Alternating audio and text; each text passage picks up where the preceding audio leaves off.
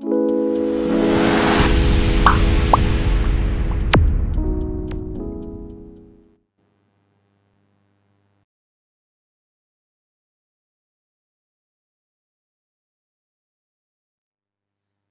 दोस्तों, मेरे चैनल अभी स्टडीज़ पर आप सभी का एक बार फिर से स्वागत है।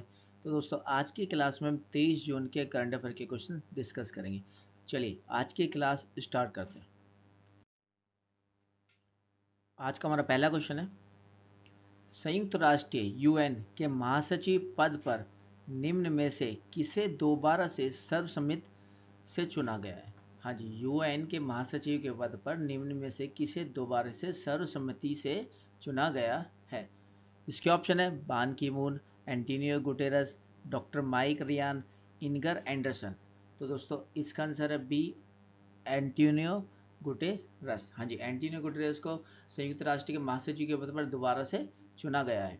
संयुक्त राष्ट्र महासभा ने 18 जून 2021 को पुर्तगाल के पूर्व प्रधानमंत्री रहे एंटोनियो गुटेरस, किसके पुर्तगाल के पहले प्रधानमंत्री थे एंटोनियो गुटेरस, को फिर से महासचिव नियुक्त किया गया। कब किया गया था? 18 जून 2021 को इसे फिर से महासचिव नियुक्त किया गया है यूएन का, यानी संयुक्त राष्ट्र का।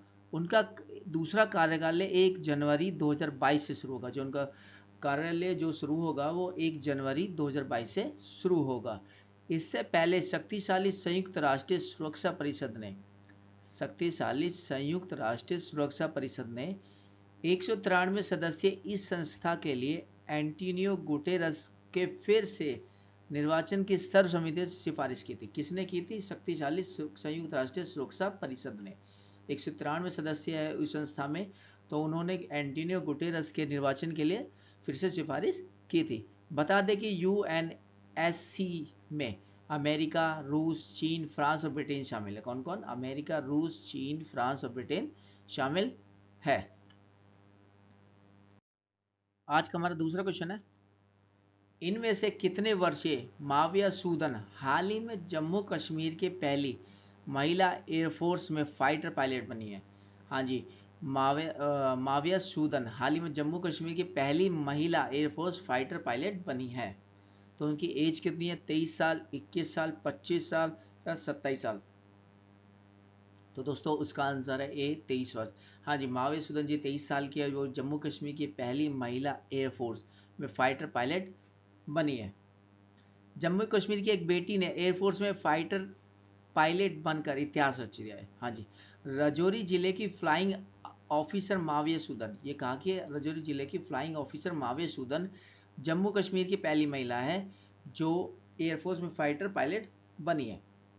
भारतीय एयरफोर्स की बात करें तो अभी तक उसमें ज़्यादा महिलाएं नहीं है, एयरफोर्स में ज़्यादा महिलाएं नहीं है। एयरफोर्स में माविया 12वीं महिला फाइटर पायलट बनी। कौन सी है? 12वीं महिला फाइटर पायलट बन गई है।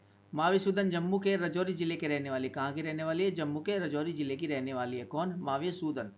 उनका गांव लंबेरी लाइन ऑफ कंट्रोल यानी कि एलओसी के पास ही पड़ता है। उनका जो गांव है वो एलओसी के पास ही पड़ता है। माविया सूदन को शनिवार को फाइटर पायलट के रूप में शामिल किया गया। कब इनको शनिवार को फाइटर पायलट के रूप में शामिल किया गया था? इनका नाम है माविया सूदन। ये जम्मू कश्मीर की पहली महिला है जिनको एयरफोर्स में फाइटर पायलट बनाया गया है, और एयरफोर्स की 12वीं महिला है जिनको फाइटर पायलट बनी है। जो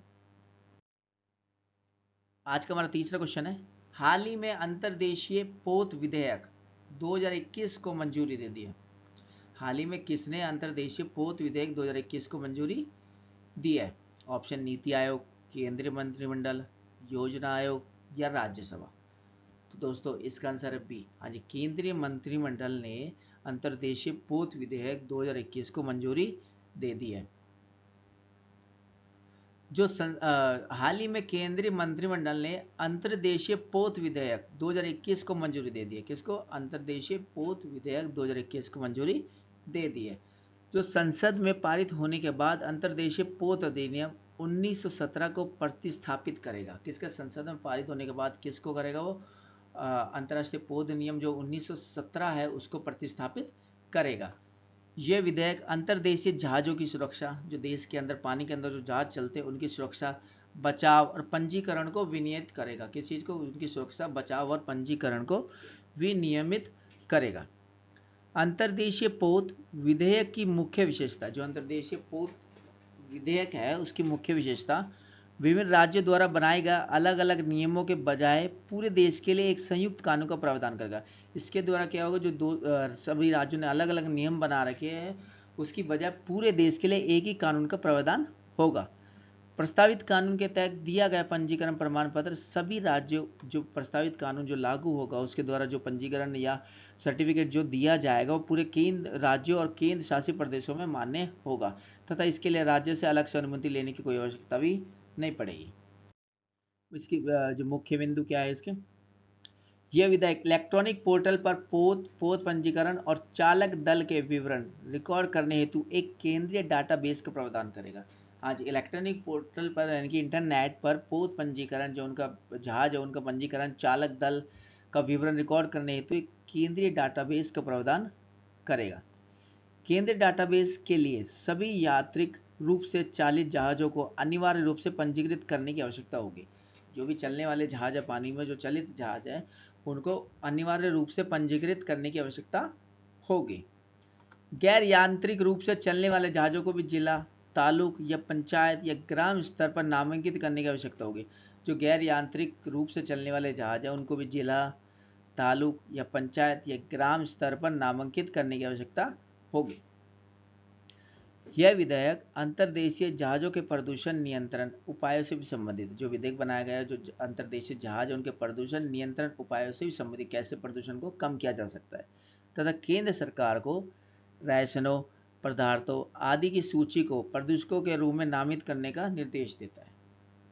यह केंद्र सरकार द्वारा घोषित ज्वारीय जल सीमा और राष्ट्रीय जल मार्गों को शामिल करते हुए, किस चीज को, ज्वारीय जल सीमा और राष्ट्रीय जल मार्गों को शामिल करते हुए अंतर्देशीय जल की परिभाषा को व्यापक बनाता है। किसको, अंतर्देशीय जल की परिभाषा को व्यापक बनाता है। आज का हमारा चौथा क्वेश्चन है, निम्न में से किसने हाल ही में कोरोना टीकाकरण के बारे में, किस चीज के बारे में, कोरोना टीकाकरण के बारे में जागरूकता पैदा करने के लिए अभियान जान है तो जहान है शुरू किया। क्या है, जान है तो जहान है शुरू किया है। कौन सा अभियान, जान है तो जहान है अभियान शुरू किया है।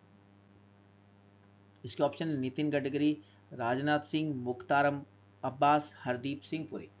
तो दोस्तों इसका आंसर है सी, मुख्तार अब्बास। हाँ जी, मुख्तार अब्बास जी ने कोरोना टीकाकरण के बारे में जागरूकता फैलाने के लिए जान है तो जहान है मिशन स्टार्ट किया है।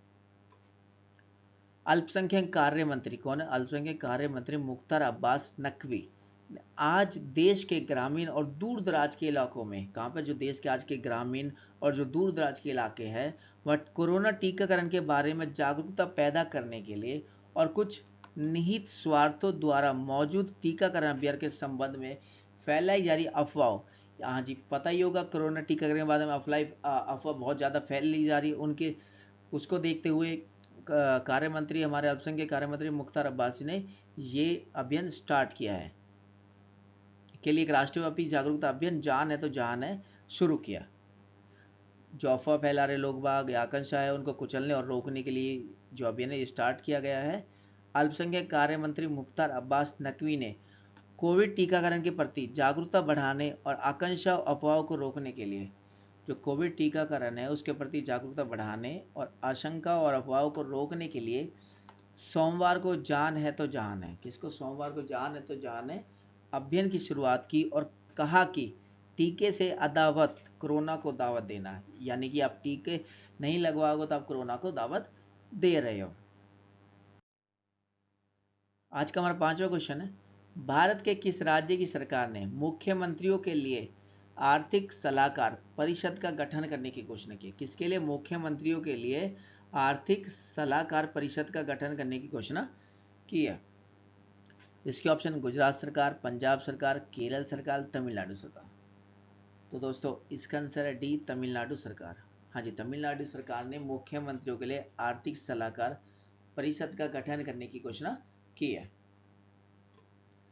तमिलनाडु सरकार ने राज्य के आर्थिक मुद्दों के लिए आर्थिक सलाहकार परिषद का गठन करने का ऐलान किया है, जिसमें रघुराम राजन, एस्थर डुफ्लो और डॉक्टर अरविंद सुब्रमण्यम समेत कई आर्थिक विशेषज्ञों को जगह दी गई है। किस किस को, रघुराम राजन, एस्थर डुफ्लो और डॉक्टर अरविंद सुब्रमण्यम समेत कई और आर्थिक विशेषज्ञों को जगह दी है।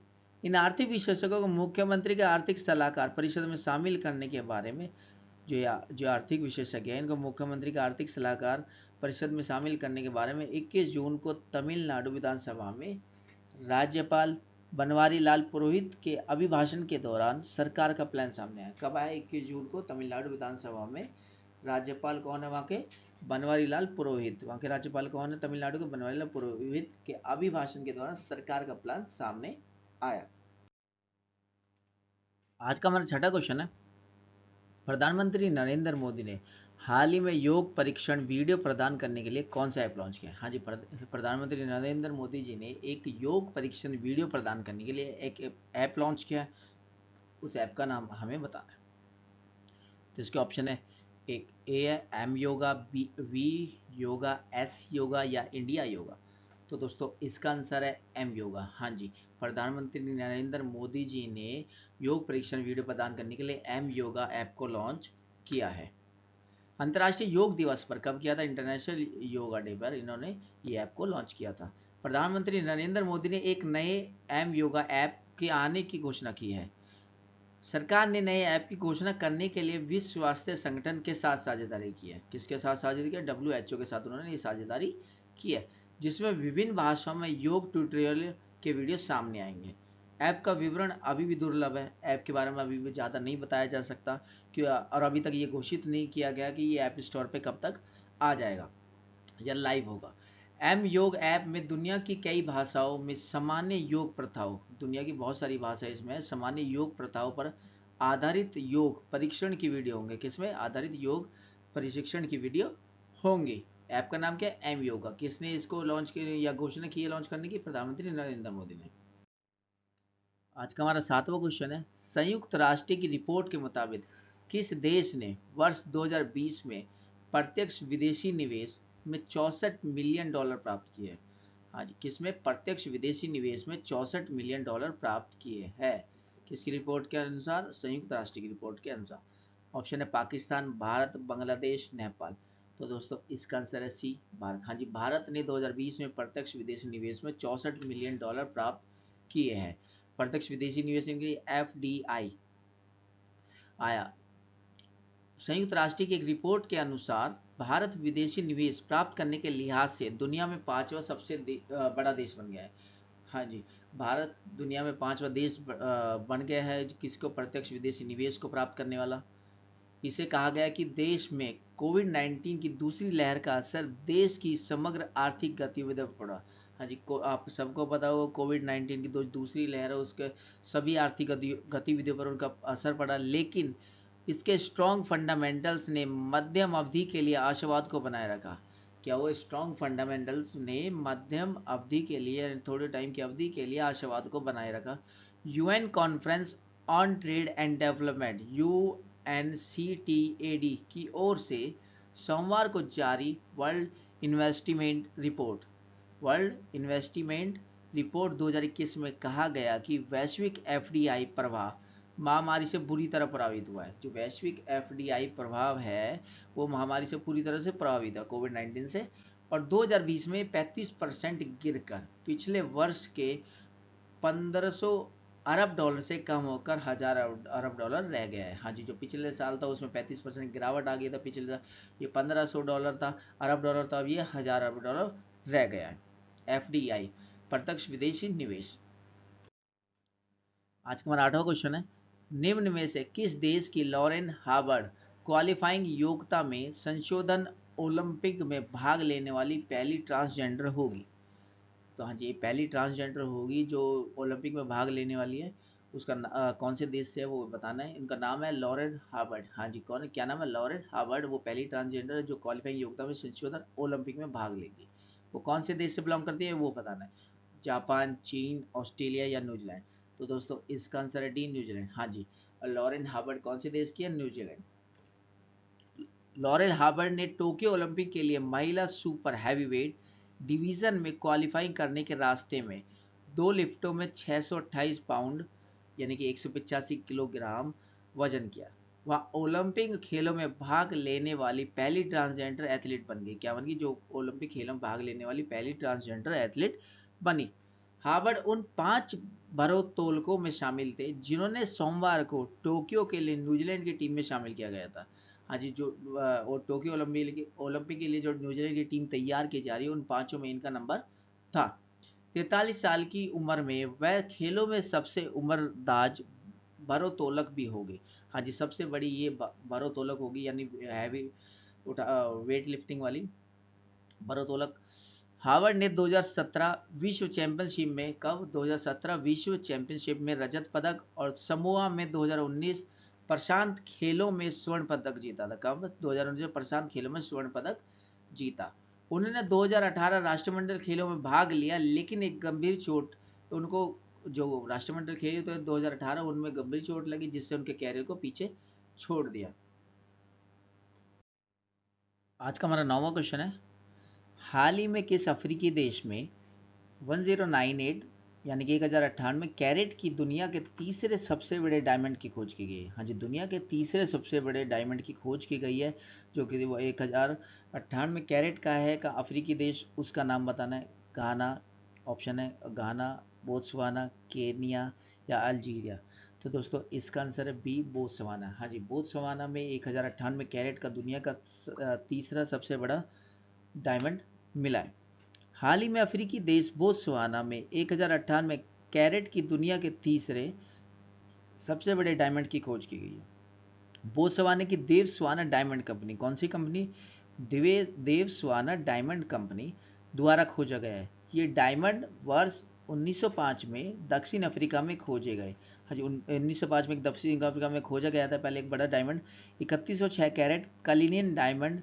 और वर्ष 2015 में बोत्सवाना में ही खोजे गए 1109 कैरेट लेसेडी ला रोना डायमंड के बाद दुनिया का तीसरा सबसे बड़ा डायमंड है। पहले वाले का 3106 कैरेट का, दूसरा 1109 कैरेट, और ये 1098 कैरेट का है। पहले वाले का नाम है कलिनन डायमंड और दूसरे का ले सेडेंडी ला रोना। आज का हमारा 10वां क्वेश्चन है, हाल ही में किस संगठन की रिफ्यूजी एजेंसी कमिश्नर फिलिप्पो ग्रांडी के मुताबिक विश्व में हर 96वां इंसान बेघर है? तो इसका ऑप्शन है विश्व बैंक, नीति आयोग, संयुक्त राष्ट्र या यूनेस्को। तो दोस्तों इसका आंसर है संयुक्त राष्ट्र। हाँ जी, संयुक्त राष्ट्र की रिफ्यूजी एजेंसी कमिश्नर फिलिप्पो ग्रांडी के मुताबिक विश्व में हर 96वां इंसान बेघर है। संयुक्त राष्ट्र संगठन की रिफ्यूजी एजेंसी कमिश्नर फिलिप्पो ग्रांडी के मुताबिक विश्व में हर 96वां इंसान बेघर है। रिपोर्ट में कहा गया है कि इंसान के बेघर होने की वजह कई देशों में युद्ध, दमन और कम होते हुए संसाधन, क्या युद्ध हो जाते एक दूसरे देशों में, और दमन और जो संसाधन दिन पर दिन कम होते जा रहे हैं, उसकी वजह से लोग बाग बेघर हो रहे हैं। जबकि सीरिया में 1.1 करोड़ लोग बेघर हुए हैं। कभी सीरिया में 1.1 करोड़ लोग बेघर हुए हैं। अभी वहाँ पे युद्ध हुआ था, उसकी वजह से यहाँ पे इतने लोग बेघर हुए हैं, जो कि उस देश की, यानी कि सीरिया की देश की आबादी का 45%, यानी कि सोच के जो 45% लोग बेघर हो चुके हैं सीरिया में। तो दोस्तों आज की वीडियो में इतना ही। अगर वीडियो पसंद आई हो तो वीडियो को लाइक, शेयर एंड चैनल को सब्सक्राइब जरूर करें। जय हिंद, जय भारत।